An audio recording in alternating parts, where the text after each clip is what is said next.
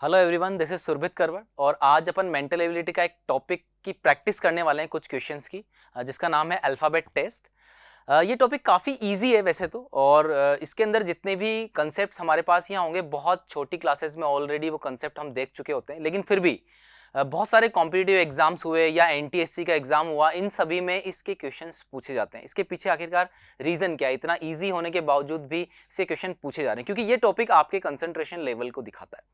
बहुत सारी जगह पे आप बहुत से इजी क्वेश्चन कर रहे होते हैं, लेकिन बहुत सी छोटी छोटी सिली मिस्टेक्स करने की वजह से आप उन क्वेश्चंस को गलत कर देते हैं। बहुत सारे स्टूडेंट्स देखे हैं मैंने जो काफ़ी इजी क्वेश्चंस को भी गलत कर देते हैं। ये क्यों होता है? क्योंकि कई बार हमारे दिमाग में हम ये सोच लेते हैं कि यार क्वेश्चन ईजी है और ईजी की तरीके से उसे ट्रीट करते हैं और बहुत छोटी छोटी सी चीज़ें उसमें छोड़ देते हैं। तो यहाँ पर अपन कुछ क्वेश्चंस की आज प्रैक्टिस करने वाले हैं, आप लोग भी मेरे साथ प्रैक्टिस करेंगे। अल्फाबेट टेस्ट अपन यहाँ पे ले रहे हैं। तो क्वेश्चन नंबर 1 जो मेरे पास यहाँ पर आ रहा है, वो क्वेश्चन क्या कहता है अपन देखते हैं यहाँ पर। Which name will come at third place in the telephone dictionary. सभी को पता होगा कि टेलीफोन डिक्शनरी या हम कहें कि नॉर्मल डिक्शनरी जो होती है उसमें किस तरीके से वर्ड अरेंज किए जाते हैं अल्फाबेटिकल ऑर्डर में। यानी कहने का मतलब यहाँ पर कुछ वर्ड्स को हमें अल्फाबेटिकली अरेंज करना है। तो आप देख सकते हैं यहाँ पे dictionary from the following given names हमें थर्ड प्लेस पे निकालना है। तो 4 ऑप्शन डायरेक्टली हमारे पास दिए हुए हैं, अमित, अमीना, आलोक एंड अभिनव। तो फर्स्ट ऑफ ऑल हमें क्या चेक करना है? अब देख सकते हैं ये क्वेश्चन काफी इजी है, दिखने में काफी इजी क्वेश्चन है, लेकिन अगर 100 स्टूडेंट्स को अगर ये क्वेश्चन दिया जाए तो कुछ स्टूडेंट्स ऐसे जरूर होंगे जिनसे ये क्वेश्चन गलत हो जाएगा। तो ये कंसंट्रेशन जो आपको लगाना है, यानी ऑलवेज आप अपने कंसंट्रेशन लेवल को बिल्कुल सही रखें, उन चीजों के लिए आपको ये प्रैक्टिस यहाँ पर करनी होती है। तो देखते हैं यहाँ पे सबसे पहले कौन सा वर्ड अरेंज होता है। सभी में फर्स्ट लेटर जो है वो ए है, तो सबसे पहले हमें फर्स्ट लेटर ही चेक करना होता है। फर्स्ट लेटर यहाँ पर ए है, उससे हम डिसाइड नहीं कर पाएंगे कौन सा फर्स्ट आएगा। सेकंड लेटर सबका चेक किया तो 2 वर्ड्स में एम सेकंड लेटर आ रहा है और 2 वर्ड जो ऐसे उसमें एल और बी आ रहा है, तो आप जानते हैं बी सबसे पहले आता है। तो आप देख सकते हैं नंबर 1 पे जो यहां पर वर्ड आएगा वो ये हो जाएगा अभिनव। यानी डिक्शनरी में जब भी हम सबसे पहले अरेंज करेंगे इन्हें तो सबसे पहले अभिनव हमें वहां पर मिलेगा। फिर देखते हैं सेकंड नंबर पे, जाहिर सी बात है आलोक यहां पर होगा क्योंकि एम तो एल के बाद आता है, यानी नंबर 2 यहां पर ये हो जाएगा। अब अमित और अमीना में से चेक करना है, दोनों के सेकंड लेटर सेम है एम, यानी अब उन दोनों वर्ड्स के थर्ड लेटर हम चेक करेंगे। थर्ड लेटर यहां पे आई है, यहां पे भी आई है, थर्ड लेटर भी सेम है, so we have to check fourth letter now. तो हम देखते हैं फोर्थ लेटर यहां पर टी है और यहां फोर्थ लेटर एन है, तो आप देख सकते हैं एन जो है वो टी से पहले आता है, यानी थर्ड नंबर पे ये वर्ड आएगा और फोर्थ नंबर पे ये वाला वर्ड आएगा। और हमसे पूछा गया था कि जब हम डिक्शनरी के अकॉर्डिंग इन्हें अरेंज कर लेंगे तो थर्ड नंबर पे कौन सा वर्ड यहां पर आना चाहिए। तो जाहिर सी बात है आप देख पा रहे हैं कि थर्ड प्लेस पर यहां पर अमीना यहां पर आंसर आएगा, तो ऑप्शन बी इसका आंसर आ जाएगा। आई होप सभी लोगों ने इसका आंसर रियल टाइम में बिल्कुल सही किया होगा। चलिए अगले क्वेश्चन की तरफ यहां पे हम चलते हैं। सेकंड क्वेश्चन हमारे पास आ गया, एक सीरीज हमारे पास लिखी हुई है, आप देख सकते हैं ए से लेकर जेड तक अल्फाबेट सीरीज जो हमारे पास होती है, इसी में कुछ क्वेश्चन हमसे पूछा जाएगा। बहुत सारे क्वेश्चन बनते हैं, अल्फाबेट सीरीज दे दी जाती है, उसमें लेफ्ट राइट डिसाइड करने होते हैं या उनमें से कुछ लेटर्स पिक करके कुछ वर्ड्स बनाने होते हैं। इस तरह के बहुत सारे क्वेश्चंस आपके सामने बन सकते हैं, इजी भी बन सकते हैं, थोड़े बहुत कई बार लैंग्वेज थोड़ी सी ज्यादा उसमें दे दी जाए तो टिपिकल भी बन सकते हैं। देखते हैं यहाँ क्या कह रहा है, from the above alphabet which word will be formed from the given alternatives if the meaningful word formed by 5th and 8th letter from the right। सबसे पहले राइट और लेफ्ट अपन यहाँ पे चेक करते हैं। हमेशा जब हम फेस कर रहे होंगे उसकी तरफ राइट और लेफ्ट कुछ इस तरीके से होगा। ये लेफ्ट राइट मैंने यहाँ पर आपके सामने बता दिए कि लेफ्ट साइड कौन, वो लेफ्ट साइड होगी और राइट साइड ये होगी, तो लेफ्ट राइट मैंने यहाँ पर बना दिए। अब उसने पूछा है कि meaningful word formed by 5th and 8th letter from the right, right से 5th और 8th लेटर, तो राइट से 5th और 8th लेटर चेक करते हैं। वैसे नॉर्मली अगर आपको रिवर्स ऑर्डर की वैल्यूज पता होंगी तो आप डायरेक्टली निकाल लेंगे, अदरवाइज मैं यहां पे एलिब्रेट करके आपको बता रहा हूं कि राइट से 5th तो 1 2 3 4 5 यानी वी होगा, और जाहिर सी बात है वी नॉर्मल वे में 22 प्लेस पे आता है और रिवर्स ऑर्डर में 5th पे आता है, तो आप डायरेक्टली भी देख सकते हैं। 8th लेटर, अब आप देखते हैं 8th लेटर एस होगा यहाँ पे डायरेक्टली, या फिर काउंट भी कर सकते हैं आप 1 2 3 4 5 6 7 8। 8th लेटर जो होगा वो एस होगा, यानी हमारे पास एस और वी ये 2 लेटर आ गए राइट साइड से। फिर उसके बाद बोला है first and 5th letter from the left, यानी लेफ्ट से फर्स्ट, तो लेफ्ट से फर्स्ट जो होगा वो ए होगा, ये वाला लेफ्ट से फर्स्ट ए होगा, और 5th जो होगा वो ई होगा, क्योंकि जब आप काउंट करेंगे तो ई जो है वो 5th नंबर पे आएगा। तो हमारे पास देख सकते हैं आप, ये 4 हमारे पास लेटर यहां पर आया। अब इनसे एक मीनिंगफुल वर्ड बन जाए तो ऑप्शन देख सकते हैं अपन, ऑप्शन के अंदर क्लियरली दिखाई दे जाएगा उनसे बनने वाला। कई बार ऐसा होता है कि आपको उस पर्टिकुलर वर्ड पता नहीं होता है और चारों ऑप्शन कुछ ऐसे दिखाई देते हैं जिनके बारे में आपको जानकारी ही नहीं है, तो वहां पे जरूर दिक्कत आ सकती है कि आपको जो 4 वर्ड ऑप्शन के अंदर दिए गए हैं वो चारों वर्ड ही आपको नहीं पता, उनका मीनिंग ही नहीं पता। तो इट माइट बी कि मीनिंगफुल है या मीनिंगफुल नहीं है, वो वाली कंडीशन हो सकती है। यहां पे क्लियरली दिखाई दे रहा है कि SAVE सेव यहां पर बनेगा, तो हमारा आंसर यहां पर क्लियरली आ जाएगा ऑप्शन डी। सिंपल सा क्वेश्चन था, बहुत आसानी से आप कर सकते हैं। बस मेन बात है आपको कंसंट्रेशन पूरा यहां पर रखना है प्रैक्टिस करते वक्त। क्वेश्चन देखो, एग्जाम जब भी होता है, क्वेश्चन चाहे कितना भी इजी हो, लेकिन हमारा एक एक नंबर इंपॉर्टेंट है। हमें तो वो एक नंबर भी लाना है, चाहे वो इजी हो, मीडियम हो या हार्ड हो, हमें उसे उसी इंथुजियाज्म पे करना है हमेशा, जिसके लिए हर क्वेश्चन में हम करते हैं। चलिए अगले क्वेश्चन की तरफ अपन बढ़ते हैं। क्वेश्चन नंबर 3, ये भी अल्फाबेटिकल ऑर्डर में अरेंज करने वाला क्वेश्चन है। देखते हैं क्या कह रहा है। और टैगिंग आप देख सकते हैं यहाँ पे अलग अलग वेरियस स्टेट्स के एग्जाम्स में NTSC में आया हुआ है, और भी कॉम्पिटिटिव लेवल के एग्जाम्स में भी ये क्वेश्चन आपको देखने को मिलेंगे। तो यहाँ देख सकते हैं अपन, which word can not be formed. ये ध्यान रखने वाली बात है। देखो कई बार बहुत बार जल्दी में एग्जाम्स में हम कैन बी फॉर्म पढ़ लेते हैं, यहाँ पे कैन नॉट बी नहीं बन सकता। कई बार हम नहीं बन सकता वाली कंडीशन बन सकता है या नहीं बन सकता, उसको हम मिसरीड कर लेते हैं कई बार। तो यहां देख सकते हैं आप, form the letters of the word fragile. तो आप देख सकते हैं क्लियरली जो लेटर, इनमें कोई ऐसा लेटर हो जो उस वर्ड में ना हो, वही वर्ड उस वर्ड के लेटर से नहीं बन सकता। तो आप देख सकते हैं यहां पर आ रहा है RACE। तो नॉर्मली अगर आपने नोटिस किया कि यहां पर C यहां पर आ रहा है, और मुझे यहां पर C जो लेटर है वो कहीं पर भी नजर नहीं आ रहा है, तो जाहिर सी बात है ये वाला वर्ड इस वर्ड के लेटर से नहीं बनाया जा सकता। तो यहां पर सीधे आंसर डी हो जाएगा। बस आप इसको कहीं ना कहीं गलत रीड ना कर लें, क्योंकि बाकी 3 वर्ड जो हैं उस वर्ड के लेटर से बनाए जा सकते हैं। चलिए, सिंपल सा क्वेश्चन था, आगे चलते हैं। बट एग्जाम्स में आते हैं, इसलिए अपन इसे प्रैक्टिस यहां पर कर रहे हैं, ठीक है ना। इजी भी आएगा, हार्ड भी आएगा, लेकिन प्रैक्टिस अपन को हमेशा रखनी है। चलिए अगेन एक और हमारे पास क्वेश्चन नंबर 4 आया है, जिसके अंदर हमें अरेंज करना है कुछ वर्ड्स को डिक्शनरी के अकॉर्डिंग। कुछ वर्ड्स दिए हुए हैं, power, powder, position, poster and positive. सभी वर्ड्स पी से स्टार्ट है, तो पहली बार में तो पता लगेगा नहीं फर्स्ट लेटर से। सेकंड लेटर चेक करते हैं, ओ यहां पर सभी में आ रहा है। थर्ड लेटर चेक करते हैं, W एंड देन S। तो आपने देखा यहां पर सेकंड जो लेटर है W है और S है, इसमें S है, इसमें भी थर्ड लेटर S है, इसमें भी थर्ड लेटर S है। तो आप देखते हैं थर्ड लेटर के हिसाब से 2 तरह के डिफरेंट यहां पर आगे W। और आपको पता है S वाला जो लेटर है वो W से पहले आता है, यानी S वाले पहले आएंगे, यानी पोजीशन, पोस्टर और पॉजिटिव, इनमें से जो वर्ड्स होगा कोई ना कोई एक फर्स्ट पे होगा, कोई ना कोई एक सेकंड पे होगा, कोई ना कोई एक थर्ड पे होगा। देखते हैं कौन से हो सकते हैं। अब इनमें भी आपको फोर्थ लेटर चेक करना पड़ेगा। यहां पर I है, यहां पर T है और यहां पर भी I है। तो T और I में डिफरेंस क्या है? I पहले आता है, T बाद में आता है अकॉर्डिंग टू द सीक्वेंस। तो I वाले जो होंगे वो पहले आएंगे। तो आप देख सकते हैं फोर्थ पे इन दोनों में I है, तो अब इनका फिफ्थ चेक करना, फिफ्थ भी इन दोनों में T है, इनका 6 चेक करना पड़ेगा, 6 में भी इन दोनों में I है। तो अब 6 के बाद मुझे 7 चेक करना पड़ेगा, 7 यहां O है, 7 यहां V है, यानी O पहले आएगा, तो ये नंबर 1 हो जाएगा, ये नंबर 2 पे आएगा यहां पर, और ये आएगा नंबर 3 पर। इस तरीके से ये P वाले जो सेकेंड लेटर S था, सॉरी थर्ड लेटर जो S था, वो यहां पर अरेंज यहां पर हमारे पास हो गए। चलिए आगे बढ़ते हैं। अब 2 वर्ड हमारे पास बचे। वैसे तो ऑप्शन वाइज देखा जाए तो डायरेक्टली हमें निकल के आ रहा है कि थर्ड वाला सबसे पहले नंबर पे आएगा, ठीक है, और फिर फिफ्थ वाला दूसरे नंबर पे आएगा और फोर्थ वाला तीसरे नंबर पे आएगा। तो देख सकते हैं ऑप्शन सी के अलावा और कोई ऑप्शन नहीं है। तो ये चीज भी आपको ध्यान में रखनी है कि ऑप्शन लगातार आप देख रहे हैं और आपने देखा कि यार ऑप्शन सी में जो हमारे पास चीजें आ रही है वो बाकी जगह मैच नहीं करी, तो बाकी 2 के लिए हमें टाइम लगाने की जरूरत नहीं है। लेकिन फिर भी देख लेते हैं अपन यहां पर चेक करने के लिए कि 2 और 1 में से पहले कौन आएगा। तो आप देख सकते हैं यहां पर अब W वाली कंडीशन है, थर्ड लेटर W है। अब हमने फोर्थ लेटर चेक किया तो यहाँ E आ रहा है, यहाँ D आ रहा है, तो जाहिर सी बात है D पहले आता है, तो यहां पर ये हो जाएगा फोर्थ नंबर का और यहां पर ये हो जाएगा फिफ्थ नंबर का। यानी जब हम इन्हें अरेंज करेंगे, थर्ड वाला जो है नंबर 1 पे है, ये थर्ड वाला नंबर 1 पे है, फिफ्थ वाला जो है वो नंबर 2 पे है, फिफ्थ वाला नंबर 2 पे आ रहा है, यानी सेकंड प्लेस पे आ रहा है। फिर उसके बाद इसी तरीके से फोर्थ वाला आ रहा है, एंड देन सेकंड वाला, देन 1 वाला, और आपका पूरा अरेंज हो गया।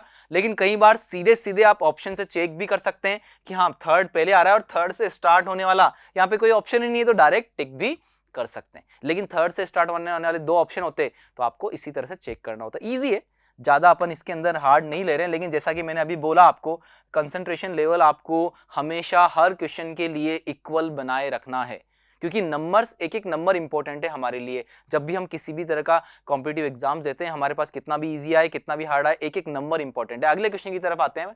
सेम वही क्वेश्चन, इसी टाइप का क्वेश्चन है। Arrange the given words in alphabetical order and choose the one that come last. सबसे आखिरी आने वाला कौन सा है? देखते हैं। VA सभी में कॉमन है, तो मुझे थर्ड लेटर चेक करना पड़ेगा। P है, C है, यहां भी C है और यहां L है। तो देखते हैं क्या क्या चीजें हमारे पास होती है। अब P और C, अब C उनसे पहले आएगा क्योंकि L भी बाद में आएगा। C भी 2 है, तो उनका फोर्थ लेटर चेक करना पड़ेगा। यहां C है और यहां U है, यानी आप देख सकते हैं नंबर 1 पे तो ये हो जाएगा, ठीक है, और नंबर 2 पे ये हो जाएगा। अब इन दोनों में से हम अगर थर्ड लेटर चेक करें, नंबर 2 पे क्यों हुआ? क्योंकि यहां पर C वाले पहले आ रहे थे और यहां U था और यहां सीधा नंबर 1 नंबर 2। अब ये देखते हैं इन दोनों में से, इन दोनों में थर्ड लेटर चेक करेंगे। P और इसमें L है, तो L पहले आता है, P बाद में आता है, तो आप देख सकते हैं थर्ड नंबर पे ये हो जाएगा और फोर्थ नंबर पे ये हो जाएगा। यानी हमसे लास्ट वाला पूछा था, तो आप देख सकते हैं लास्ट वाला जो होगा ऑप्शन A यहां पर होगा कि ये वाला वर्ड है भाई जो अरेंज करने पर सबसे लास्ट में आएगा। चलिए इस तरह के क्वेश्चन की प्रैक्टिस आपकी काफी अच्छी हो गई है, और अगर ऐसा क्वेश्चन आपको देखने को मिलता है एग्जाम में, तो आप बिना बहुत ज्यादा टाइम लिए इसको कर सकते हैं, यानी कम से कम टाइम में आपको करना चाहिए। अगेन उसी टाइप का क्वेश्चन है और उसी सीरीज में आया हुआ क्वेश्चन है। डेट कम लास्ट, अगेन लास्ट पूछ रहे हैं, तो आप देख सकते हैं DI एंड DI। अगेन उन्होंने पहले 2 लेटर सेम दिए, then third letter S, third letter भी सेम है, 3 लेटर सेम दिए।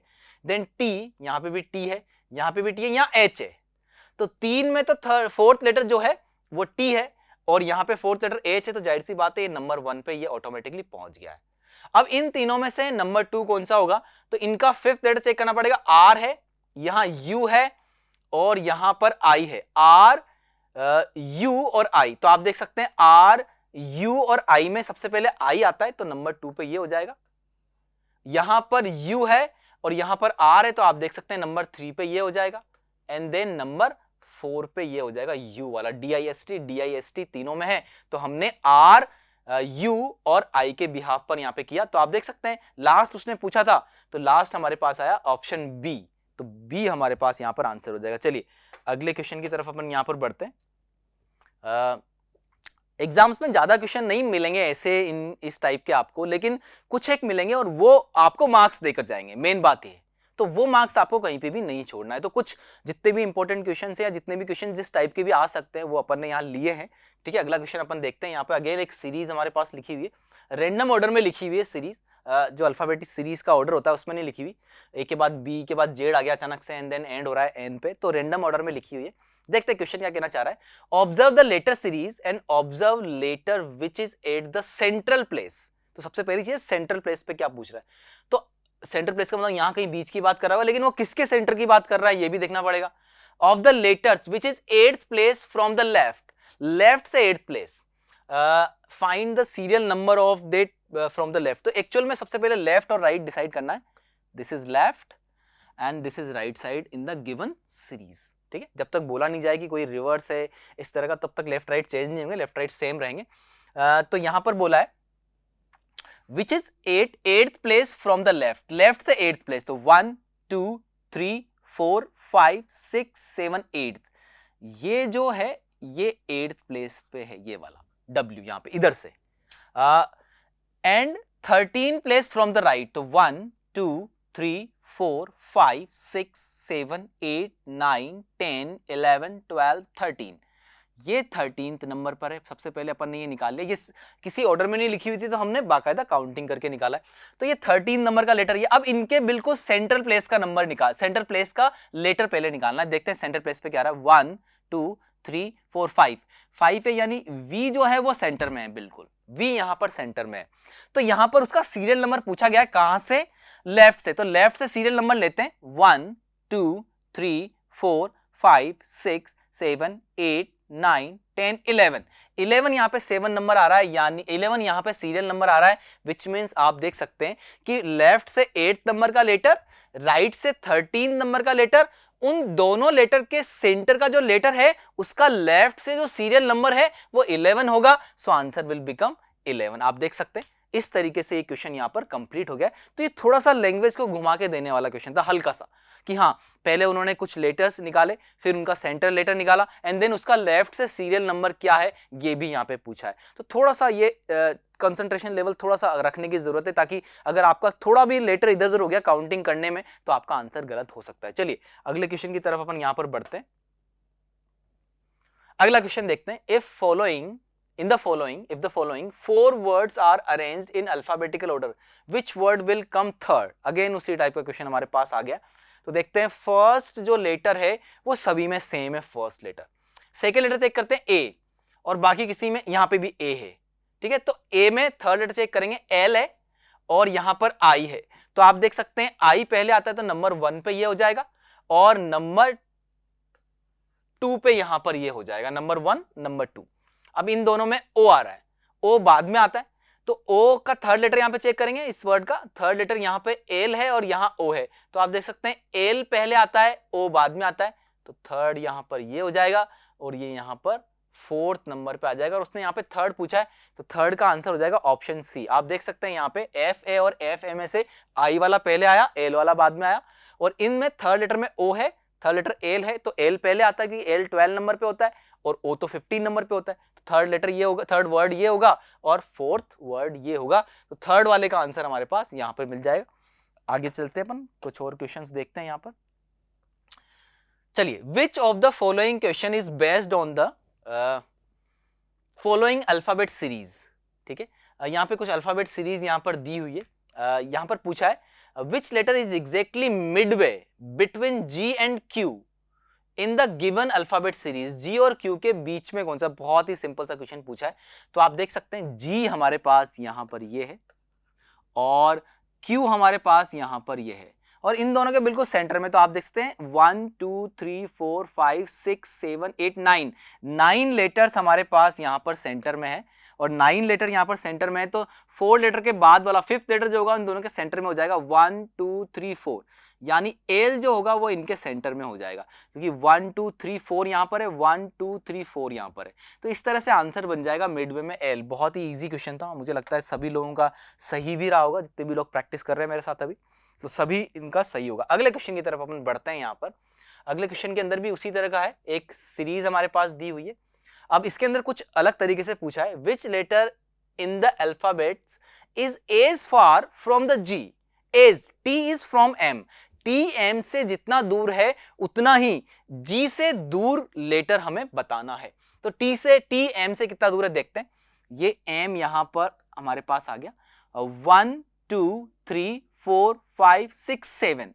जी टी जो है एम से 7 प्लेसेस पर है, ठीक है। तो 7 प्लेसेस पे जी से आगे चलेंगे तो कौन सा आएगा, ये टी जो एम से, तो जी यहां पर, ये जी यहां पर है, तो 1 2 3 4 5 6 7, तो एन यहां पर आएगा, जी से 7 नंबर दूर पे एन आएगा यहां पर, और आंसर हमारा ऑप्शन बी यहां पर हो जाएगा कि टी एम से 7 प्लेसेस आगे है, तो जी से 7 प्लेसेस आगे एन होगा। डायरेक्टली भी कर सकते थे इसको, ठीक है, लेकिन आप देख सकते हैं यहाँ पे क्लियरली एलिब्रेट करके मैंने आपको बताया। सिंपली जितने भी लोग यहाँ पर देख रहे होंगे सभी लोग समझ पाए आसानी से, वो यहाँ पर काम है।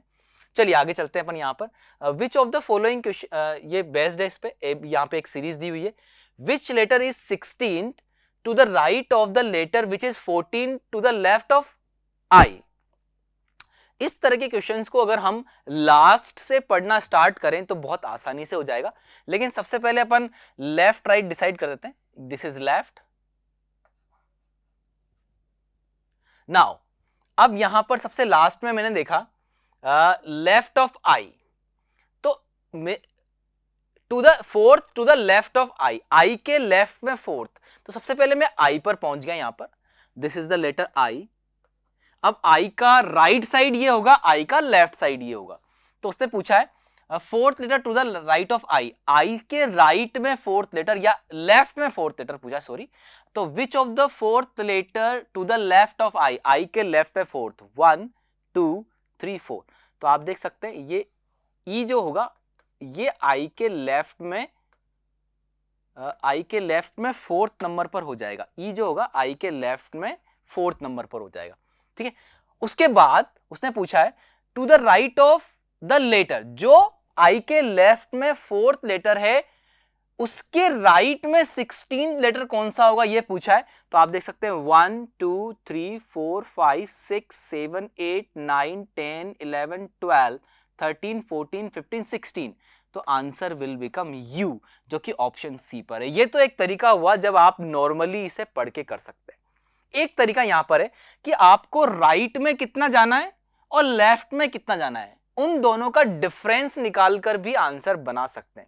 यानी मुझे यहां पर लेफ्ट में जाना था फोर्थ और फिर यहां से राइट में जाना था 16, यानी अल्टीमेटली मुझे इस प्लेस से यानी आई वाले प्लेस से आगे जाना है 12, क्योंकि इनका डिफरेंस कितना है 16 और 4 का, यानी जितना लेफ्ट में गए आप और फिर राइट में गए उनका डिफरेंस लगाकर आप सीधे आई से 12th आगे चली जाएं। तो अगर आप आई से 12th आगे जाएंगे तो आई में सीधा 12 ऐड कर दें, तो 12 प्लस आई मतलब 9, आई की प्लेस वैल्यू 9 होती है, तो 12 प्लस आई होता है यानी 9 होता है 21, यानी डायरेक्टली आपके पास लेटर आ जाएगी 21th लेटर पे तो यू आता है और आपका डायरेक्टली आंसर आ जाएगा, क्योंकि अल्फाबेट सीरीज जो है वो एक सिंपल ऑर्डर में लिखी हुई है, एक बेसिक ऑर्डर में लिखी हुई है। तो आप जैसे आपको सही लगता है वैसे कर सकते हैं, ठीक है। लेकिन मेन मोटो, मेन मकसद हमारा आंसर सही करना है, उस मार्क्स को हमें जाने नहीं देना, क्योंकि इतना सिंपल पार्ट अगर रहता है और वो मार्क्स गया तो फिर मजा नहीं आएगा। चलिए आगे एक और क्वेश्चन अपन यहां पर ले रहे हैं, तो आप देख सकते हैं इसमें अगेन सीरीज यहां पर लिखी हुई है। अब इसके अंदर पहले लाइन इसने बोल दी if the above alphabet is written in the reverse order, ये रिवर्स ऑर्डर में लिखे जाएंगे। तो आपको अगर नए रिवर्स ऑर्डर में लिखने के लिए सिर्फ सिंपल सा एक चीज करना, अब लेफ्ट साइड ये हो जाएगी और राइट साइड, क्योंकि उसने रिवर्स ऑर्डर बोल दिया है तो लेफ्ट राइट मैंने बदल दिया, आपको लिटरली उनको रिवर्स ऑर्डर में लिखने की जरूरत नहीं, आप अपने दिमाग में देख सकते हैं या लेफ्ट राइट चेंज कर सकते हैं उसके। तो अब लेफ्ट ये हो जाएगा, राइट ये हो जाएगा। तो आगे देखते हैं which will be the 8th letter to the right of O, O के राइट में 8th लेटर कौन सा होगा। तो ओ के राइट में ओ कहां पर है, सबसे पहले तो अपन ने ये डिसाइड किया ओ कहां पर है, ओ यहां पर है। अब ओ के राइट में, ओ के राइट में हमें जाना है और ओ के राइट में हमें 8th लेटर निकालना है, 8th ही हमसे पूछा गया। तो 1 2 3 4 5 6 7 8 और हमारा आंसर आ गया जी, जी हमारा आंसर आ गया। एक तरीका तो ये हो गया करने का। एक और तरीका हो सकता है कि रिवर्स ऑर्डर की बात करिए तो हमें फिर रिवर्स वैल्यूज को ही इस्तेमाल करना है। तो आपने देखा ओ का रिवर्स वैल्यू होता है सीधा 12, यानी आप रिवर्स से ओ पर पहुंच गए, ओ का रिवर्स वैल्यू होता है, रिवर्स ऑर्डर वैल्यू होता है 12। अब आपको और राइट में जाना है, आप अभी भी राइट में ही जा रहे थे और राइट में जाना है कितना ना 8, यानी और आपको 8 राइट पे जाना है, यानी टोटल आपको जाना है 20th, और रिवर्स ऑर्डर में 20th नंबर पे जी आता है और डायरेक्टली आपका आंसर ऐसे भी आ जाएगा कि रिवर्स ऑर्डर में जो 20th नंबर होता है उस पे जी आता है और डायरेक्टली आपका आंसर इस तरीके से भी आ जाएगा। तो ये कुछ क्वेश्चंस थे जो अपन ने प्रैक्टिस के तौर पर लिए, ज्यादा क्वेश्चन अपन यहां पर नहीं ले रहे क्योंकि ये जो टॉपिक है इसके क्वेश्चन लिमिटेड ही आते हैं, क्योंकि ईजी भी है, लेकिन ईजी होने के बावजूद भी बहुत सारी जगह पर ये प्रॉब्लम देता है कुछ स्टूडेंट, यानी 100% स्टूडेंट इसका आंसर कई बार सही नहीं कर पाते हैं। उसका रीजन है कंसंट्रेशन लेवल, और ये टॉपिक डालने के पीछे रीजन भी आपका कंसंट्रेशन लेवल को देखना ही है कि आप कितना कंसंट्रेट कर पाते हैं छोटी से छोटी चीज में। तो इसकी प्रैक्टिस आज अपन ने करी, और भी प्रैक्टिस आप कर सकते हैं, और इसी तरह से आगे भी अपन बहुत सारे ऐसे टॉपिक लाने वाले हैं मैथ में जिनकी प्रैक्टिस अपन करने वाले हैं, बहुत सारे टॉपिक्स जो बहुत सारे कॉम्पिटिटिव एग्जाम से रिलेटेड है। तो एक प्रैक्टिस जब आपको मिलेगी कि हाँ इस तरह के क्वेश्चंस किसी न किसी पर्टिकुलर एग्जाम में आए हुए हैं, जैसे ये सभी क्वेश्चन एनटीएससी के थे, और इन्हीं सिमिलर क्वेश्चंस को आप बहुत सारे कॉम्पिटिटिव एग्जाम्स के अंदर देख सकते हैं। तो आज का सेशन, आज की प्रैक्टिस अपन यहीं खत्म करते हैं। Thank you so much.